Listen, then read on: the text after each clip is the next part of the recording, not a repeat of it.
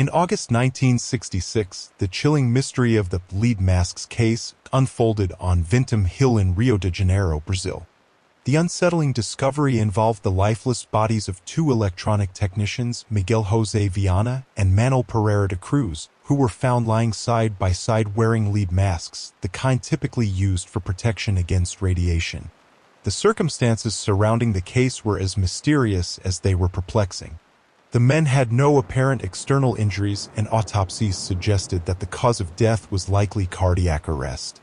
However, what confounded investigators were the lead masks themselves and the strange items found near the bodies. Close to the deceased men, investigators discovered an empty water bottle and a packet containing 2 wet towels. Perhaps the most intriguing clue was a small notebook found at the scene. Inside, cryptic instructions were scrawled, 1630B at the agreed place. 1830 swallow capsules, after effect, protect metal's weight for mask signal. The cryptic nature of the instructions only deepened the mystery. What was the agreed place? What were the capsules mentioned in the note? And most perplexing of all, what was the purpose of the lead masks? The bizarre circumstances led to a myriad of theories. Some speculated that the 2 men were involved in an experimental drug trial gone wrong, while others suggested a connection to occult practices or secret societies. The lack of concrete evidence, combined with the eerie details of the lead masks and the cryptic notebook, fueled wild conjectures. Adding to the enigma, investigators never found any clear motive or suspects in the case. The lead masks case remains unsolved, leaving a haunting and unsettling legacy. Theories continue to circulate, ranging from the supernatural to governmental conspiracies, shrouding this real-life incident in an enduring cloak of mystery. Jane, born in 1906, led a secluded life on a farm just outside Plainfield, Wisconsin. From an early age, Gaines' peculiarities were evident as he lived with his domineering and fanatically religious mother, Augusta Gaines, who instilled in him a sense of the immorality of the outside world. In 1940, Augusta passed away, leaving Ed alone on the family farm. This event seemed to trigger a series of disturbing actions. Over the next decade, Gaines' mental state began to unravel. He became increasingly isolated with few social interactions. It wasn't until 1957 that his dark secrets were brought to light. The small town of Plainfield was shocked when Bernice Wardens, the owner of a local hardware store, mysteriously disappeared. Warden's son reported her missing, and all eyes turned to Ed Gaines, a familiar but eccentric presence in the community. When authorities arrived at Gaines' farmhouse to question him, they were met with a chilling scene. Inside the farmhouse, investigators found an unimaginable horror. Gaines had been robbing graves for years, collecting human body parts and crafting ghastly trophies. Skulls were repurposed into bowls, skin was fashioned into masks, and a belt made of human nipples was discovered. The furniture in his home was upholstered with human skin, creating an eerie atmosphere that sent shivers down the spines of those who entered. In addition to his gruesome collection, evidence linking Gaines to Bernice Warden's disappearance emerged. The hardware store owner's decapitated body was found in Gaines' shed, hanging upside down by her heels. It appeared that she had been gutted like a deer, with various body parts used to create Gaines' macabre artifacts.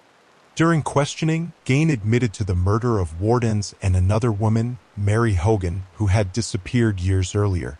Gaines also confessed to his morbid obsession with the dead, describing how he would visit local cemeteries at night to exhume bodies. Declared mentally unfit to stand trial, Ed Gaines was committed to a psychiatric institution. His case became a media sensation, not only for the shocking nature of his crimes but also for the impact it had on the portrayal of serial killers in popular culture. The disturbing discoveries on his farm influenced the creation of iconic fictional characters in literature and cinema, forever cementing Ed Gaines' legacy in the annals of true crime history. The eerie tale of the boogeyman of Westfield unfolded in the picturesque town of Westfield, New Jersey, in the mid-2010s. The Broaddus family, having recently purchased their dream home at 657 Boulevard in 2014, was eagerly anticipating a new chapter in their lives. Little did they know that their idyllic abode would soon become the center of a perplexing and terrifying mystery. Shortly after acquiring the house, the Broaddus family started receiving anonymous letters that would plunge them into a nightmare. The letters, signed only as The Watcher, were addressed to the family and contained cryptic and unsettling messages.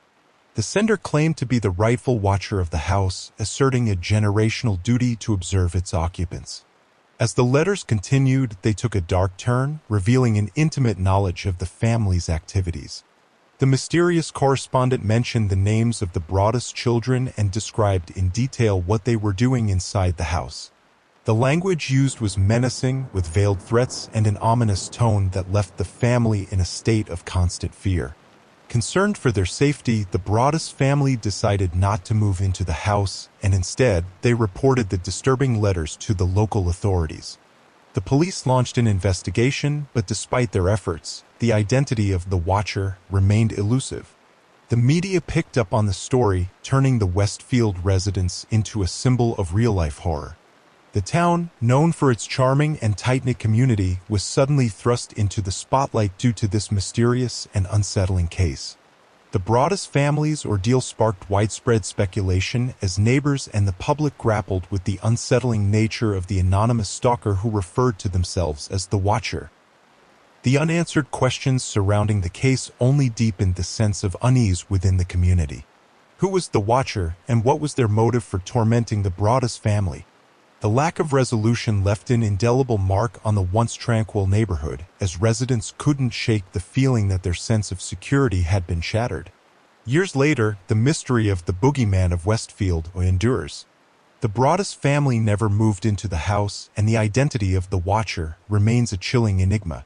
The case serves as a haunting reminder that the sanctity of one's home can be disrupted by unseen threats, leaving a lasting impact on those who followed this real-life Home Alone horror story. The chilling saga of the Dnepropetrovsk maniacs, also known as the Hammer maniacs, unfolded in the summer of 2007 in the industrial city of Dnipro, Ukraine. The perpetrators, Viktor Sayenko and Igor Saprunyak, embarked on a horrifying killing spree that sent shockwaves through the nation. The story begins in June 2007 when the duo, both in their late teens, began a series of random and brutal attacks on unsuspecting victims. Armed with hammers, metal rods, and other blunt objects, Sayenko and Saprunyak targeted individuals from all walks of life. Their crimes were marked by an unprecedented level of violence, with victims enduring gruesome injuries. The maniacal duo didn't stop at the acts of brutality alone. To amplify the horror, they documented their heinous deeds using their mobile phones, creating a series of disturbing videos. These recordings showcase the killers engaging in unspeakable acts of violence, adding an extra layer of terror to an already gruesome narrative. The videos soon found their way onto the internet, spreading shock and panic throughout Ukraine and beyond.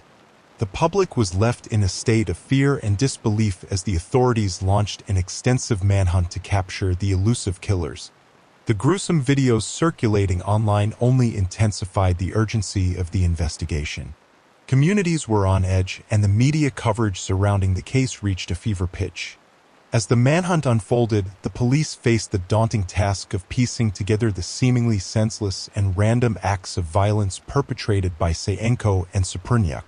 The brutality of the crimes, combined with the killer's lack of a discernible motive, perplexed both investigators and the public alike.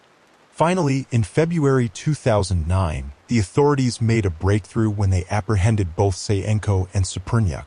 The trial that followed revealed the gruesome details of the murders and the disturbing mindset of the perpetrators. The court was presented with evidence, including the chilling videos that captured the moments of the crimes.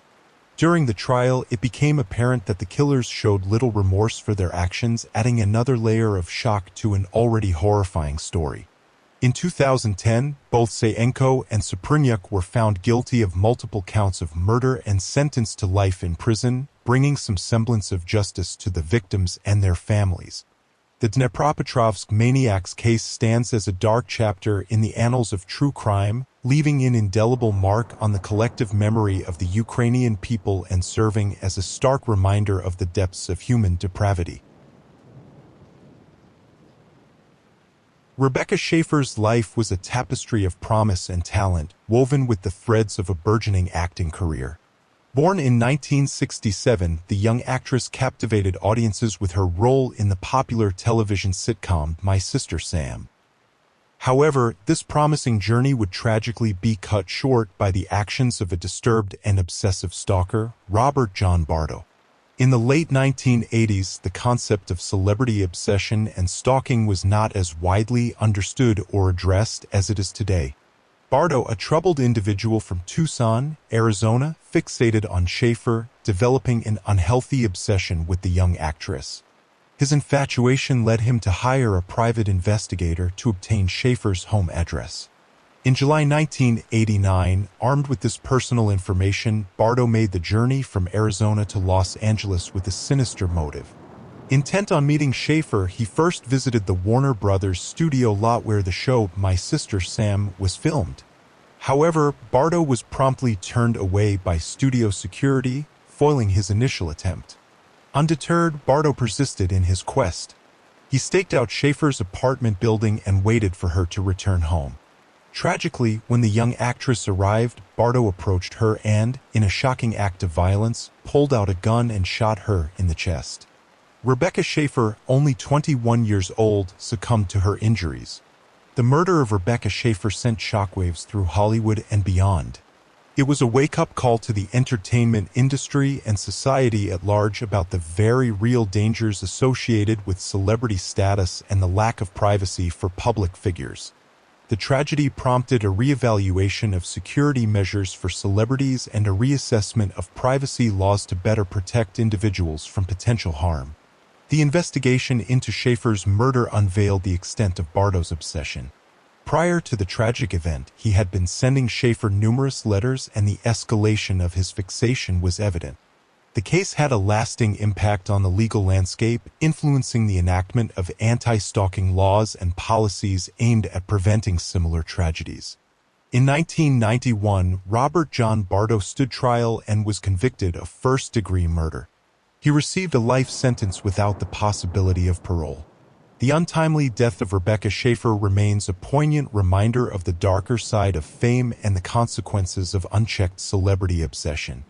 Her legacy also endures as a catalyst for increased awareness of stalking issues and the ongoing efforts to protect individuals from the dangers posed by obsessive and intrusive behaviors.